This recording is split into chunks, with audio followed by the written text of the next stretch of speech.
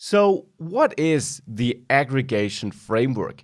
The aggregation framework in its core is just an alternative to the find method, you could say. You have your collection, and now the aggregation framework is all about building a pipeline of steps that runs on the data that is retrieved from your collection and then gives you the output in the form you needed. And these steps are sometimes related to what you know from find. Match, for example, here is the equivalent to filtering in the find method. It allows you to filter down your results.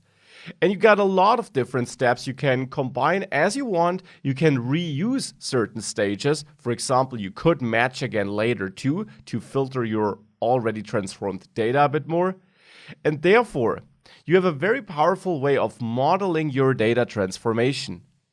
Every stage here in this pipeline receives the output of the previous stage, and therefore you can have a very structured way of having some input data and then slowly modifying it in the way you need it in the end. Now, in this module, we'll have a look at a lot of stages of the aggregation pipeline.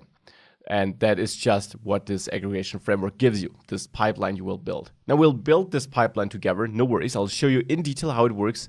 And as you can see in the official docs, there are loads of different stages you can have. So these are basically all stages you can combine in the pipeline.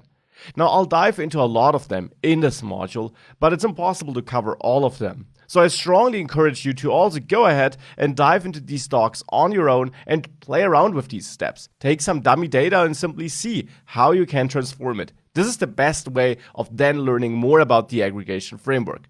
But of course, let's now first get started and let's understand how exactly the aggregation pipeline works.